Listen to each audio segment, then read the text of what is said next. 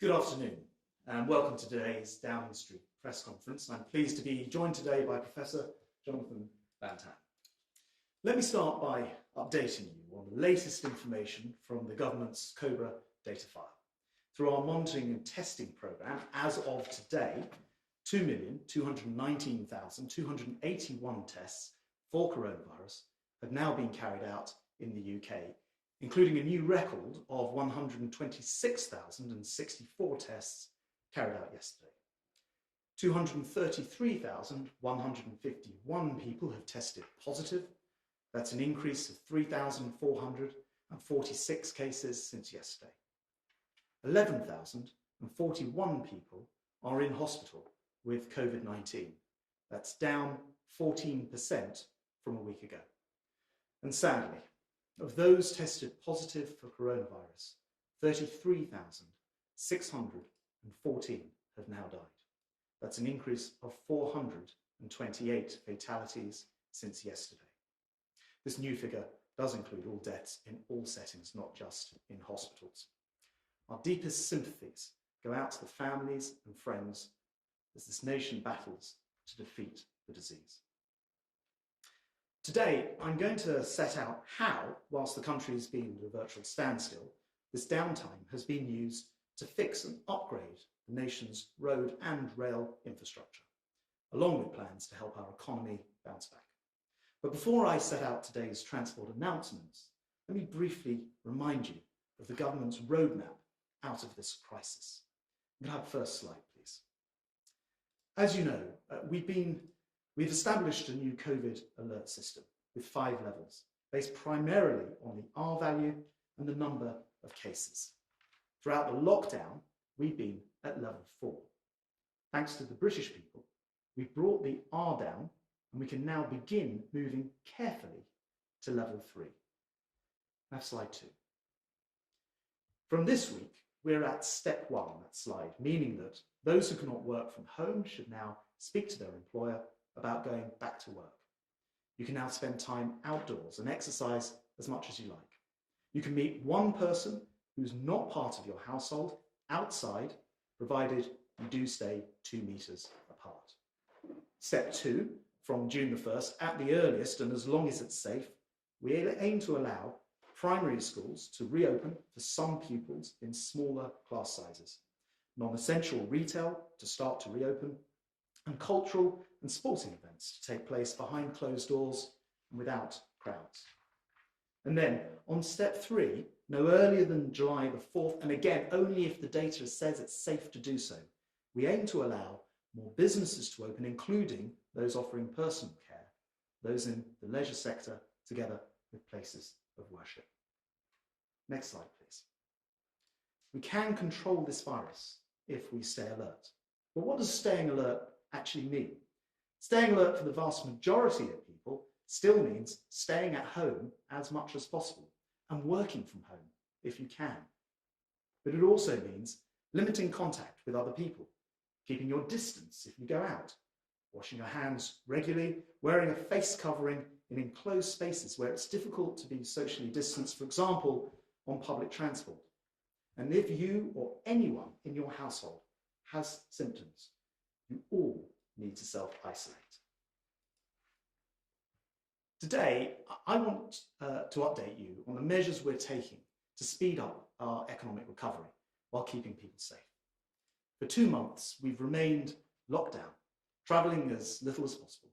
And in doing so, the whole country has protected the NHS and helped reduce the number of COVID infections. But as we begin making tentative steps towards restarting our economy, and people in some sectors who can't work from home are beginning to return to workplaces, it is clear that transport has a critical role to play. Last Saturday, I explained why it's our civic duty to avoid public transport if at all possible, because even when we have 100% of the services up and running, there may only be socially distanced space available for 1 in 10 passengers. Therefore, in order to help reduce crowding, we set out a £2 billion programme to put cycling and walking at the heart of of transport, with £250 million of that emergency money spending already underway. Over the past week, we followed this up by publishing 3 pieces of detailed guidance. First, for local authorities in England, explaining how they should prepare for significantly increased numbers of both cyclists and pedestrians. Next, for the transport sector to ensure that they provide safer services for those travelling and safer workplaces for their staff. And third, and most importantly, for passengers. We're asking the public to help ensure that the transport system does not become significantly overwhelmed by returning commuters. The guidance makes it clear that if you can't walk or cycle, but you do have access to a car, please use it, rather than travelling by bus, train or tram, especially where the public transport is liable to be overcrowded. And for those people who absolutely need to use public transport, it also explains how you can best protect yourself and those around you. In the coming weeks, as we carefully and cautiously restart sectors of our economy, and people begin to travel once again, they should notice that whilst the country has been in downtime, with the roads and railways quiet, we have been busy, getting on with essential work, fixing the nation's infrastructure so we can recover faster when the time comes. This upgrade programme, the kind of work that at any other time would cause inevitable disruption and service delays whilst costing the taxpayer more, has instead carried out in previously unimaginable circumstances of a largely unused transport network. For example, we've completed 419 separate Network Rail projects over Easter, with a further 1,000 upgrades being carried out throughout the May bank holiday. Meanwhile, Highways England has been busy accelerating maintenance projects on the nation's roads. Last week, for example, we opened the vital A14 upgrade 7 months ahead of schedule. This is a route normally used by 85,000 drivers daily, which will dramatically improve access to the UK's largest container port of Felixstowe and permanently boost the distribution of goods around the UK. As Northern Powerhouse Minister, I can report that in the North we've delivered £96 million of rail infrastructure improvements during April, and throughout the country we've accelerated maintenance projects on road and rail, whilst always sticking to Public Health England safety guidelines. So that altogether, Highways England has delivered over £200 million of upgrades, and Network Rail has delivered £550 million worth during April alone. I'd like to thank the army of transport and construction workers who've been grafting very hard throughout this lockdown. But to make sure that Britain is ready to bounce back from coronavirus, today I can announce nearly £2 billion to upgrade our roads and our railways, to put our transport infrastructure in the best possible shape and to get our economy growing once again. This package includes £1.7 billion for local roads, making journeys smoother and safer for drivers, hauliers, cyclists, motorcyclists, pedestrians and others. By filling millions of dangerous potholes, we can make our roads safer and encourage more people to cycle or even take part in the upcoming e-scooter trials, helping more people play our part in relieving public pressure on public transport. This investment will help fix damage caused by the winter flooding, repair roads and bridges, and fund numerous road improvement schemes. As more people become mobile again, we'll also be building a network of rapid charging stations for electric cars, including a big expansion of rapid charging facilities at motorway service stations, helping the country to lock in the dramatic air quality improvements we've experienced during the coronavirus lockdown. Amid all the sad news and the tragedy of loved ones we've lost, we somehow managed to do things in weeks that would normally take years. Building new hospitals, moving public services online, making instant reforms and fast-track new laws, extraordinary changes in the way that employers and employees work, effectively taking swathes of the economy online almost overnight. Now, we want to ensure that we can maintain this momentum. If building a new hospital takes just 2 weeks, why should building a new road still take as long as 20 years? If GP surgeries can move online, why are most rail passengers still travelling on cardboard tickets? We must exploit our newfound capacity to respond at pace and apply it to rapidly improving our infrastructure. And we must examine why it is that bureaucratic bindweed makes British infrastructure some of the costliest and slowest in Europe to build. Because whilst many will continue to work from home after this crisis, both the long-term transport trend and the pressing need for communities to level up across the country dictate that infrastructure will be even more important in stimulating our recovery and supporting new jobs. So by combining fast home internet access with vastly upgraded transport connections, we can help revive many of our small and medium-sized towns, which over the decades have been left behind. This has been a devastating start to the year, not just for Britain, but for the world. And we are only at phase 1 of that recovery plan. But we all know that it is our reaction to adversity that will ultimately define how we recover. We must harness our approach to tackling the pandemic and apply it to rebuilding our own infrastructure with the same swift action, innovation, and collective determination that has characterized us over the past few weeks. And in doing so, we can emerge stronger. I'd like to turn now to Jonathan Van Tan for the next figures. Thank you, Secretary of State. Good afternoon to you all. And I'm going to go through today's slides, beginning with some new data. These are social distancing data. They've been collected by the Office for National Statistics, and they represent the period from the 24th of April to the 3rd of May this year. And what they show to you quite clearly is that 80% of adults in Great Britain only left their homes for the permitted reasons, if at all. 91% of adults avoided contact with vulnerable people, and compared with 12% last year, 44% of employed adults worked from home in that period.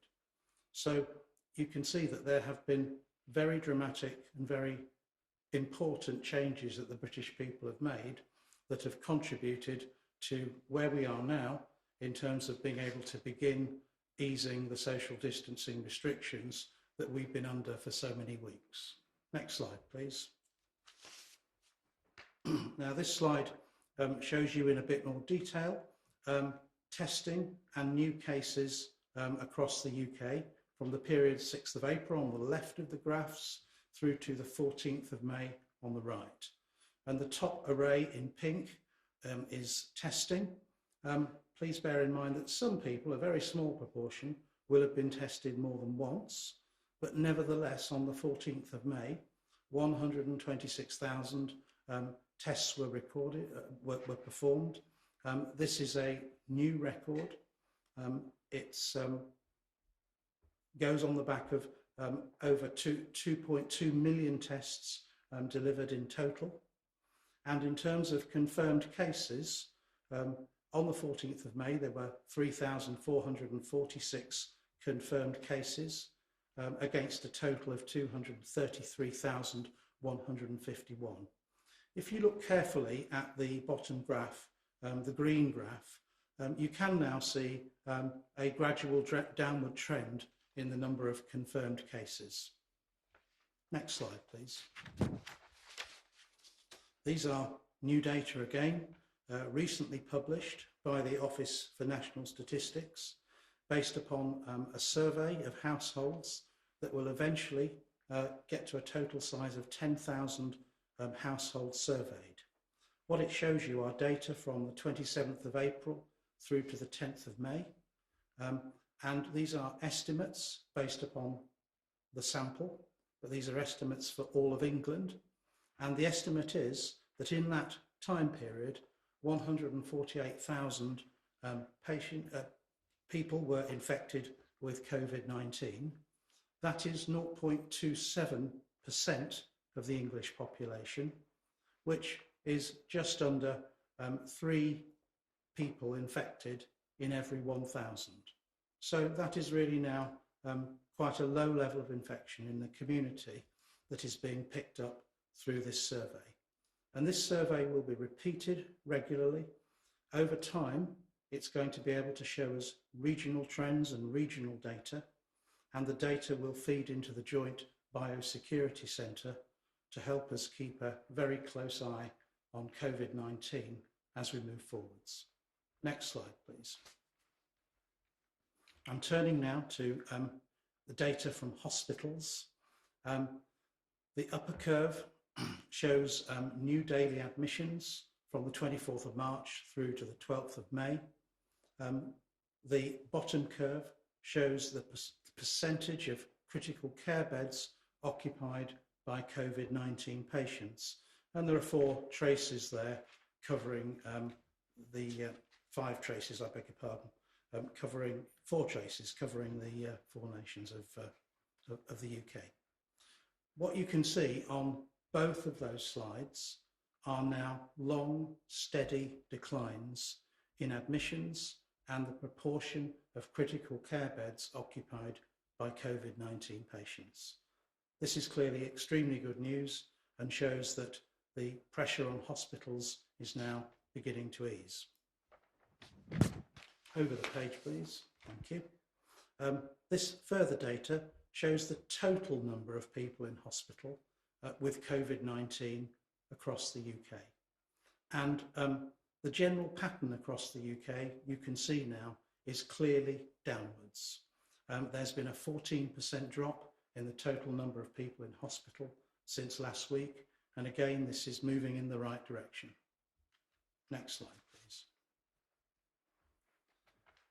This slide sadly shows deaths due to COVID-19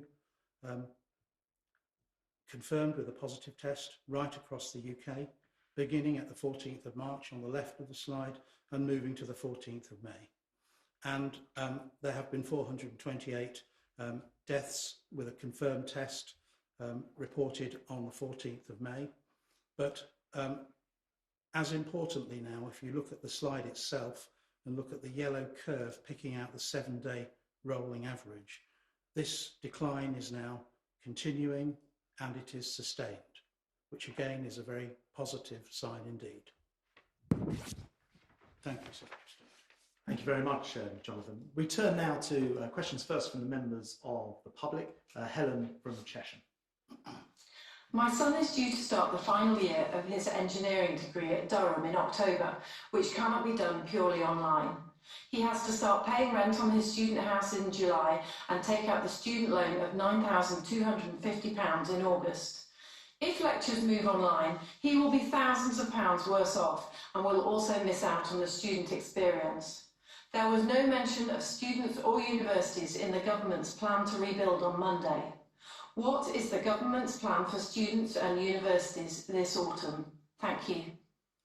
Well, Helen, thank you very much. We certainly share an interest. I also have a son at university wondering about exactly the same issues. And that, of course, comes down to what happens with the pace from the charts that the Professor was just showing us of the decline in this disease. And, of course, it will be the case that if we can get those numbers down, then all different parts of the economy will start to be able to reopen. I think it's too early to say. But the Education Secretary will be returning to this subject and will be providing us all with further guidance. And like you, Helen, I'm very interested to hear it when it comes. There is something we can all do in the meantime, which is when we say stay alert, ensure that we do have that social distancing in place, particularly as some of the tentative first baby steps in unlock start to happen. So I think it is a wait and see, but we're absolutely aware of the concerns and we want to make sure that we beat this virus in a way that can allow parts of society, including education, higher and further education, to get going again. Can I turn to Naomi from Farnborough? And this is going to be a written question. Millions of people have had their operations and other hospital procedures postponed indefinitely. Can the government say when elective surgery and other delayed treatments will recommence? Well, yes, Naomi, it's definitely the case that we want the NHS, which, as Jonathan was just demonstrating, has capacity increasingly coming back into it because the number of people in hospital for COVID has been coming down, to be able to take up routine operations, many of which haven't stopped, but some of which I know that the Health Secretary has referred to specifically, and he'll be saying more about that soon. I don't know, Jonathan, there's anything that you wanted to add from a medical point of view? I would to say that that's a treatment service. It has had to focus on that. Just everybody in health is conscious of the fact that as soon as is physically and humanly possible, services must be restored to normal. But that takes time, and it has to be done at a paced, measured, safe way. I mean, it is worth noting that in no time has the NHS become overwhelmed. We've got the Nightingale hospitals. We've managed to increase the capacity, and the NHS has done a phenomenal job of that. So, and we, as Jonathan rightly says, we want to make sure that it is there for everything, and we also encourage people to continue contacting their GP or dialing 111 to make sure that they're getting the support that they require from the NHS. Can we turn now to questions from the media? Alison Holt of the BBC. Secretary of State, there's growing anger amongst people within the care sector about what they see as the ongoing slowness of the government's response to their needs, their problems. They are still waiting, for instance, for details of the infection control plan that was announced yesterday. It's 2 months into the pandemic. What would you say to reassure them that this is going to change? And also a question from my sports colleagues for Professor Van Tam. You've been involved in talks with Premier League players. How likely is it to be safe enough to return to competitive football by June the 12th? Alison, thank you very much indeed. Look, with care homes, they are actually sort of specialists in infection control. That's something that care homes, I understand, often routinely at the front line of handling, often more so than hospitals. And many of them, all of them, will be knowing exactly what to do. And a testament to that is that in the majority, the vast majority of care homes, COVID-19 hasn't been reported at all. However, it certainly is the case, and we've seen these figures from the WHO, who say that in Europe as a whole, over 50% of deaths have taken place in care homes. Not so in English care homes, the figure's been about 25% overall, but it is absolutely essential that they are provided with every provision. I just want to give you an example of that. Care homes, often privately owned, were actually always buying their own PPE. That's how it's always worked. The government stepped in very quickly to, although, as you know, well covered, massive global shortage, helped to provide PPE to care home with millions of pieces delivered. So there's been a sort of big national effort to assist them, and I know that the Health Secretary will be saying more about that soon. But I don't want to sort of underestimate the extraordinary work that's gone in to care homes to make sure that most of them have indeed remained COVID-free in the meantime as well. I'll go to Jonathan. I'll back to come back. Thank you, On Secretary. football. Yes, on football. As you know, the overall approach with easing social distancing has been one that has been tentative, measured, slow and stepwise. And that is exactly the plan that is underway for all of elite sport, not just football, that there will be small, carefully measured, stepwise approaches to seeing what can be achieved safely. The first of those is really to return to safe training, still observing social distancing. And measures are taking place, plans are taking place at quite some depth to be ready to do that. And that will be a stepwise thing. We will have to see how that goes before it is time to move on or even think about moving on to the return of competitive football matches, as you have outlined in your question. So I think, we have to be slow, we have to be measured. Alison, I'm just going to give you the opportunity to come back on either of those. Yes, if I could, one more question on care homes and the care sector. In Scotland, care home residents that have tested COVID positive will now have to have 2 negative tests before they can return to that care home. Is that something that's going to be introduced in England? It's probably more a question for the medical experts and Public Health England than me. I did just want to mention, in regard to testing, though, that it's important to know that everybody in a care home, that doesn't matter whether that is a care home worker or a resident, and it doesn't matter whether they are symptomatic or asymptomatic, can now be tested. And there are different routes to testing, one of which is there are now 116, is the latest figure, 116 mobile testing units, which can actually physically, as required or if required, go to a care home as well, which is helpful to know. But I think on the sort of detailed, what the medical advice would be, again, I'll turn to the professor. Yeah, so I'd just say there's an absolutely enormous effort now to increase the amount of daily tests performed in care homes, and testing is part of the discharge process before patients are discharged from NHS facilities to care homes. Jonathan, thank you very much indeed. I'll turn now to Tom Clark at ITV. Tom. Thank you, Secretary of State. My question relates to antibody tests that have been in the headlines today. The Prime Minister described antibody tests as game-changing. Is that still the government's position? And if so, when can we expect to see their game-changing potential actually deployed in this epidemic, and how are you going to prioritise those? Will they go straight to care homes or frontline healthcare care workers first?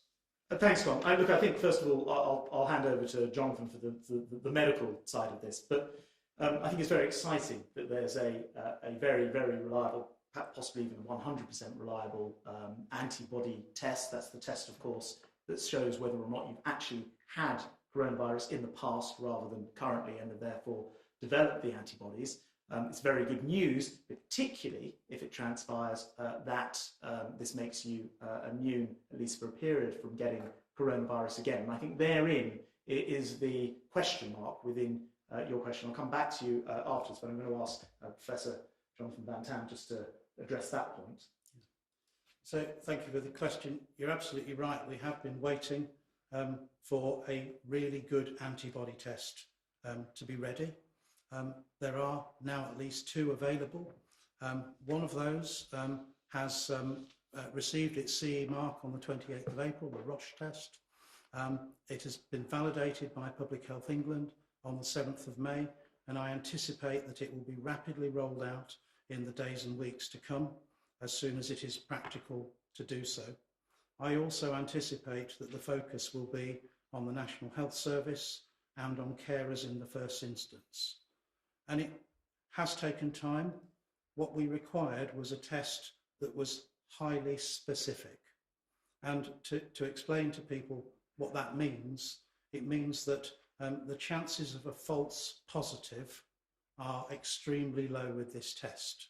And I'm sure you can understand that if we had used a test where it was possible of giving a false positive result, and therefore saying to people, you have antibodies to COVID-19, when in fact you don't, that would have been very undesirable indeed.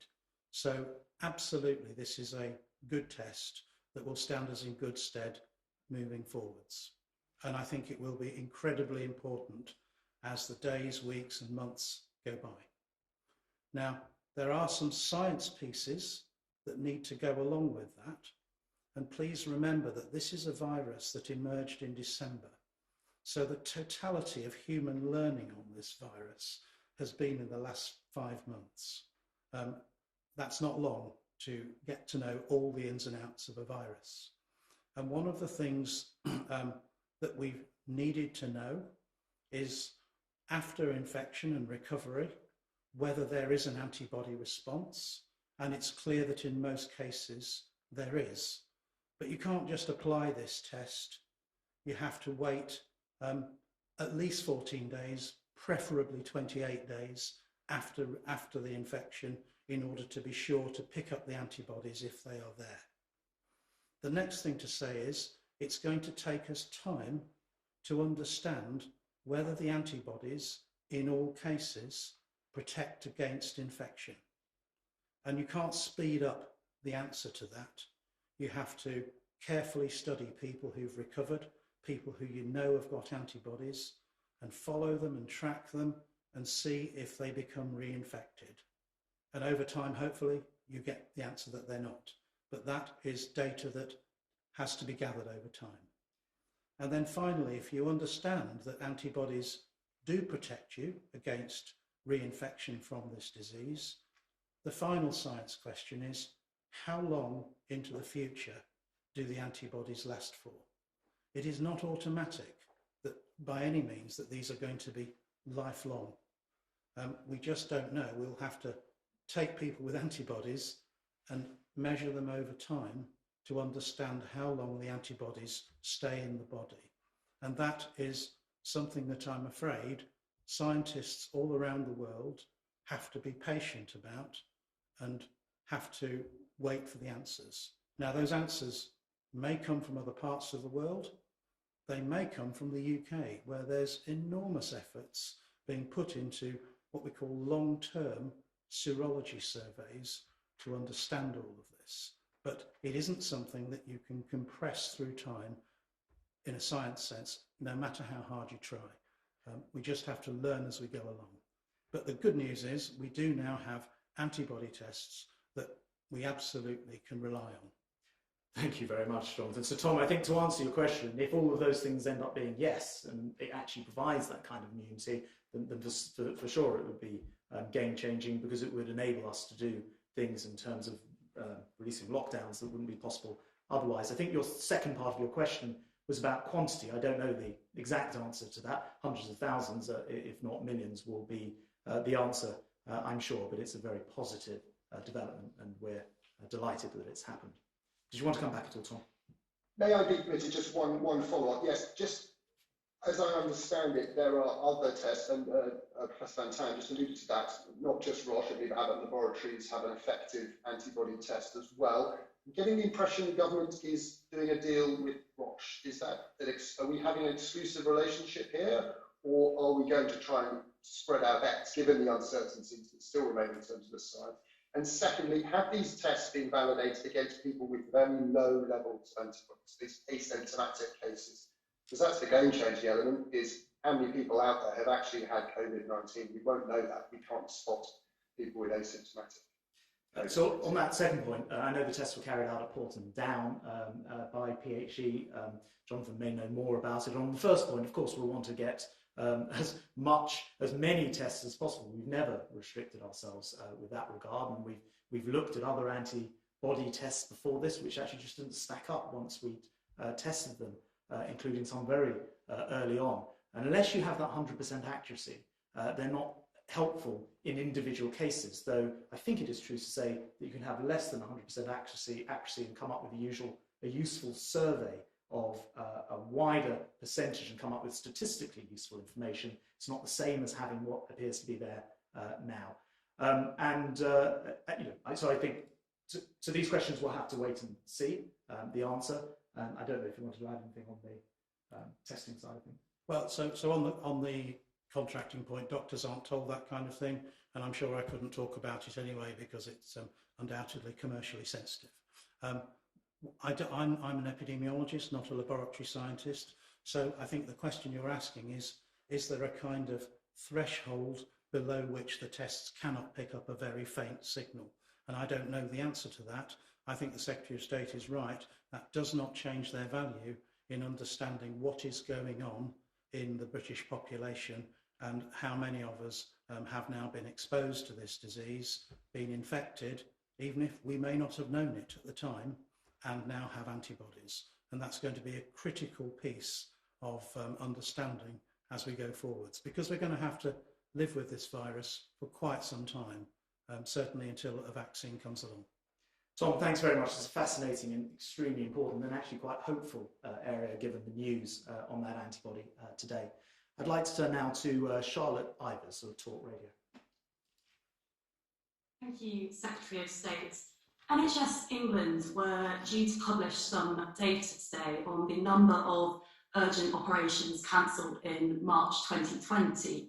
That data release has itself been cancelled, and I'm quoting from the gov.uk website here. It says, these statistics will not be collected and published for the period due to the coronavirus illness and due to the need for capacity, to release capacity across the NHS. So can we be absolutely clear here? Does the government know how many urgent operations were cancelled in March 2020? Thanks very much, Charlotte. Simple answer, I don't know the answer to that. It is the case that in all these situations, we're trying to get data out as much as possible, both as a government. We found that to be a useful process to just put data out there so people can analyse it. But also, of course, people like the Office of National Statistics, who look after the nation's statistics, and the NHS, who have a very big statistics function. I guess from your description, it's the first I've heard of it about it, but I guess from your description, it is just a prioritisation issue. Actually, with your permission, I'll ask the Health Secretary when I speak to him and make sure we specifically get you an answer to your question, unless Jonathan knows anything off the top of his head. No, I'm afraid I don't know enough about the way that the statistics are delivered within the NHS to answer the question. I'll just give you a chance to come back, Charlotte, in case you've got a follow-up. Absolutely. I think, yes, from what's on the gov.uk website, it does seem to be a case of prioritisation, but obviously these are urgent operations. And therefore I'm surprised to see the government hasn't taken it as a priority to assess how many have actually been cancelled. So Charlotte, what I can certainly tell you is I will check in with the Health Secretary immediately after this, and we'll find out what we know about it. It will, as you rightly say, possibly be a question of prioritisation, or as in other cases during coronavirus, the NHS having to put its resources elsewhere in order to get things going. That said, I'd be surprised if we haven't got a pretty firm knowledge on the number of operations. I do see statistics mentioned mostly by the media on this all the time. Let's find out the answer for you and you can rebroadcast it. Thank you very much indeed. Thank you for the question. Can I turn to Jim Pickard of the FT? Jim. Secretary of State, back in March, you bailed out almost the entire railway industry. The Transport for London is running out of money fast, and Sadiq Khan, the mayor, has said that they're basically hours away from some major cash crunch.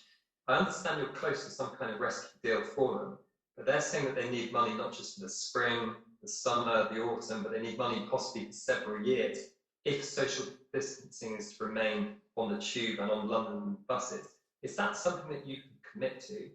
And my second question for Professor Van Tam, the government has drawn up plans to introduce quarantine for people coming to the UK from anywhere in the world for 2 weeks. But under one proposal, France would be excluded. As a scientist, do you think there's any scientific rationale for that idea of excluding the French? Jim, thanks very much. Look, on TfL, and actually this applies, of course, wider across our entire network, as you point out right at the beginning of this crisis, we had a rescue package for all of the railways. We subsequently also helped the bus companies, trams, ferries, and many others to work through this crisis, not least to ensure that critical workers were able to get to places like the NHS, social care, and all the other important work that's been going on. We are now in a situation where I am optimistic of having a solution with TfL and the Mayor of London.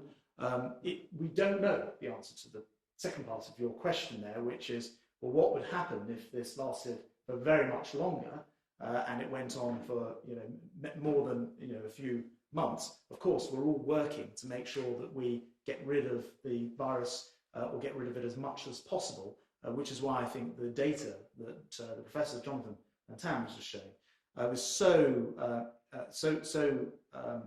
good to see that the number of infections seem to be coming down.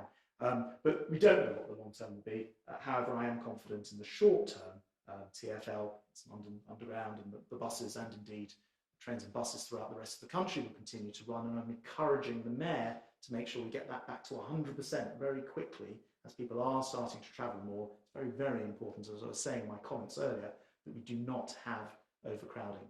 And then I think there's a question on the sort of epidemiology of 14 days isolation. Yeah. So thank you for the question about quarantine.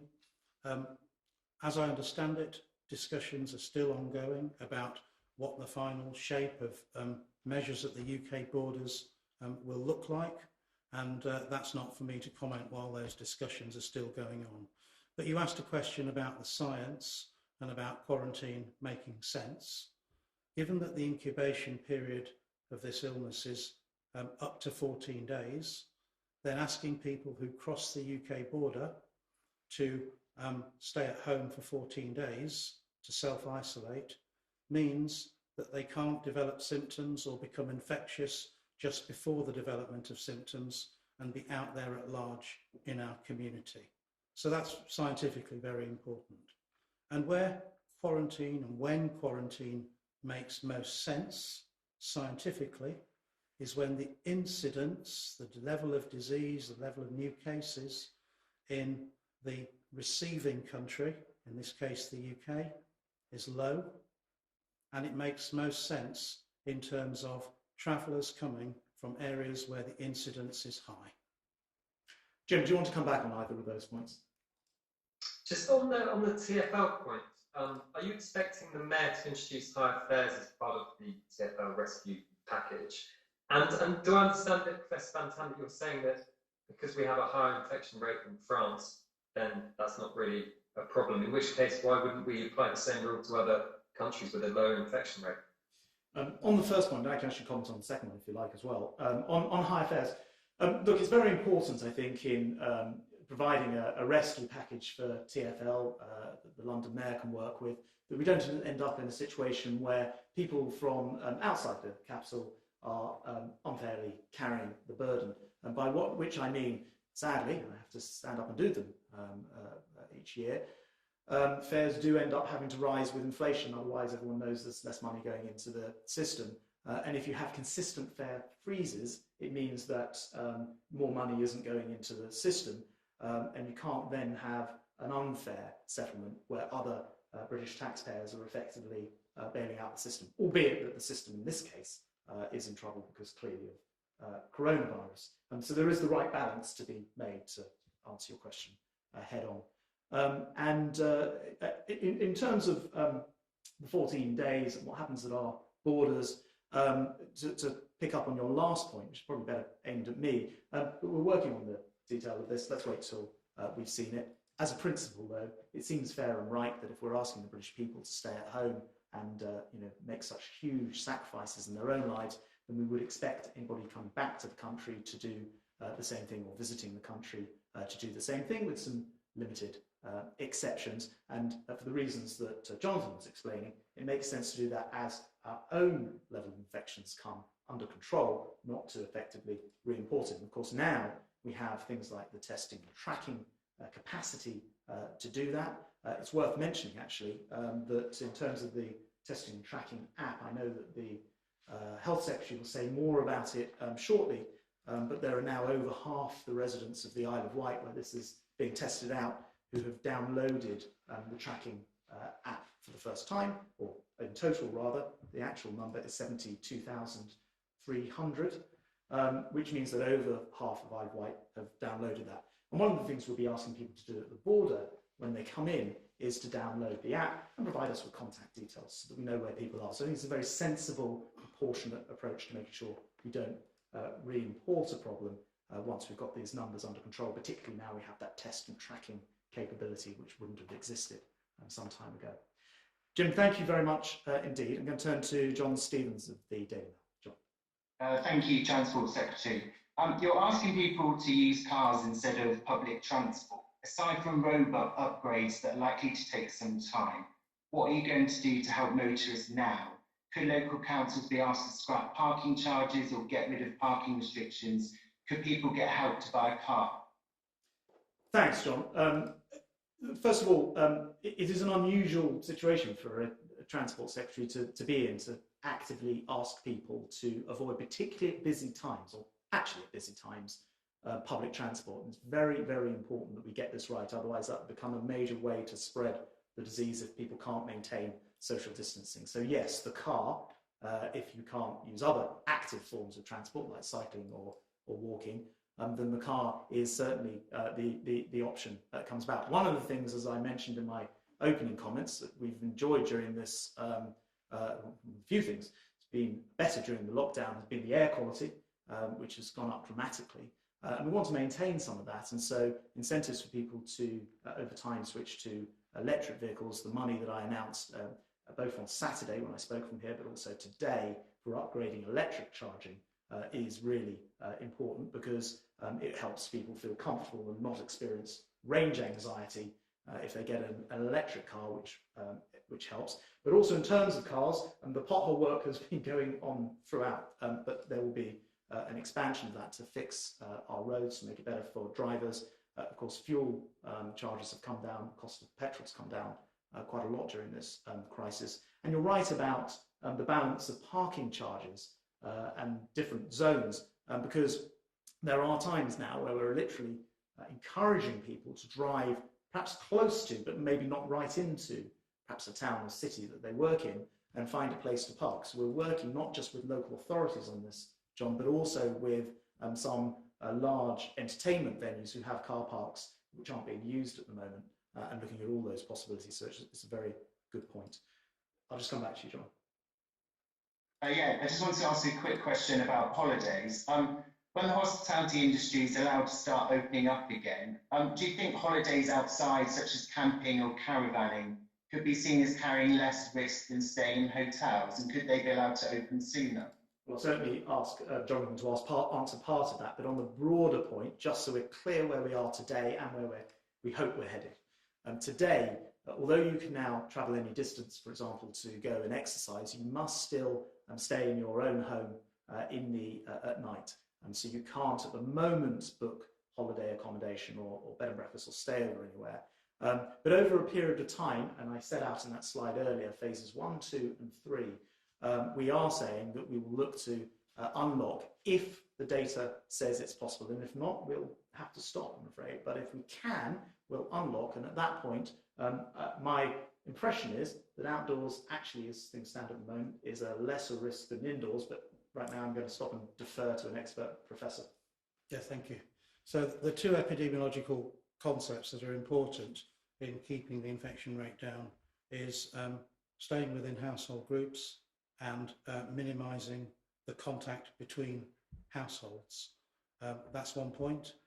It is absolutely an aerobiological truism that outdoor environments are much less risk than indoor environments. But of course, that will need some careful thinking about, because sharing a tent is a small enclosed space, or can be a small enclosed space, with generally poor conditions of ventilation. And I guess it depends who you're sharing it with. Same for a caravan. So it's not as straightforward as it might sound. Indoors, outdoors, hotels, campsites. It's a little more complex than that, and it will take some careful thought. And now you've mentioned it, I'll begin to give that a bit of careful thought. Thank you very much, Jonathan. And thank you, John, and actually also your readers for their tremendous work on PPE and the campaign that you've been running, which has been greatly appreciated. Can I turn to William Telford from Plymouth Live? William. Good afternoon. I'd like to ask the Secretary of State a couple of questions specific to Plymouth, and following up on the last question on the hospitality industry. I don't know how much you know about Plymouth, but 2020 was set to be a very big year for us with the Mayflower 400 celebrations. Those have all now been postponed. The city has suffered a £71 million loss in tourism in just the time of the pandemic. It's lost £20 million from loss of student revenue, and the City Council is saying it is now set to lose £50 million from lost income and increased costs. This puts our economy of this city in somewhat a state of jeopardy. It's a city that already has some of the worst deprivation areas in the southwest, if not the whole country, and a history of underfunding. So I wonder if the Secretary of State can tell us, is there anything you can do or are planning to specifically help cities such as Plymouth, that have unique problems? And secondly, in light of what the French Prime Minister said today about restarting domestic holidays in France from July and August, and bearing in mind the problems we've got with the hospitality sector here, could we expect a similarly clear announcement before July the 4th? And will there be any sort of support package expressly for hospitality? Thank you very much indeed for those questions, William. So I think Plymouth is actually, like many areas, experiencing the worst of the coronavirus. It's clearly decimated things like planned celebrations, and I was aware of the one that was planned for this year. I did check before seeing you were coming on, and I know that the government's business support package in Plymouth has allocated £47 million to Plymouth, and has also paid over 3,200 grants totalling over £39 million to organisations there.